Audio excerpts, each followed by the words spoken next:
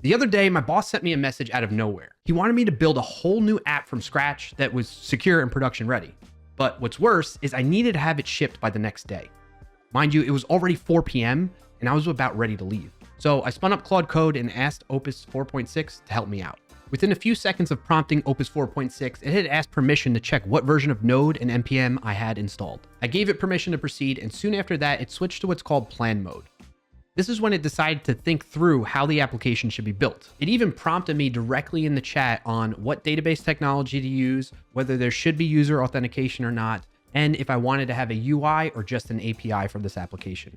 Once it was done, it presented the plan to me to review. I checked it all out, saw that there were 13 steps to the security measures it wanted to put in place, which is an interesting number of security measures to put in place and implement in this application, but I decided to go ahead with it and let it proceed. From there, Opus 4.6 was off and running, burning through all the to-do list it gave itself so they can implement this application and I can have it ready for my boss in time. This let me sit back, relax, and enjoy all the fun progress messages Opus 4.6 was showing me on the chat. After a few minutes of work, it prompted me for input to set up a few things like generating a session secret and testing application runs successfully. But it wasn't all smooth sailing from there. Opus 4.6 realized it made a mistake by using better SQLite on Windows. So we had to call an audible and find a different solution for connecting and querying the database. Now that that was all sorted, the app was done. But Opus 4.6 knew I'd be in trouble if things weren't secure and production ready. So it decided to write bash scripts to test the application runs and was secure.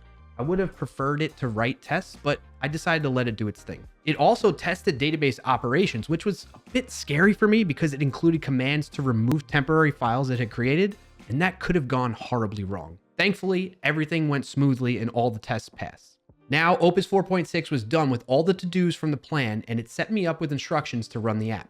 I spun things up, and man, it did a pretty good job. I could register a new account, create new notes, edit them, and even delete them all successfully with no problems or errors. Although that all went well, when I went back to the terminal, I could see some errors were logged, and I just decided I'm not going to worry about those and move on. Because the next step for me was to check the security of it, and to do that, I used Snyk. The good news was Snyk didn't report any security issues with the open source dependencies Opus 4.6 used. The bad news was there were some issues being reported with the code Opus 4.6 wrote. However, after checking further into those issues, there were more warnings to be aware of, and thankfully not anything too serious to stop me from delivering this app on time. So I sent the app over to my boss and felt a sense of relief. I got that all done in about 30 minutes.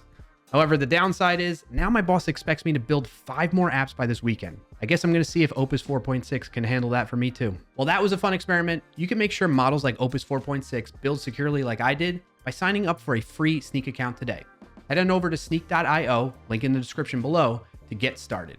That does it for this video. If you got value out of it, be sure to like it down below and share with somebody who could put it to use. And if you made it this far, subscribe to the channel so you don't miss out on upcoming videos. Thanks for watching and happy, safe coding, everyone.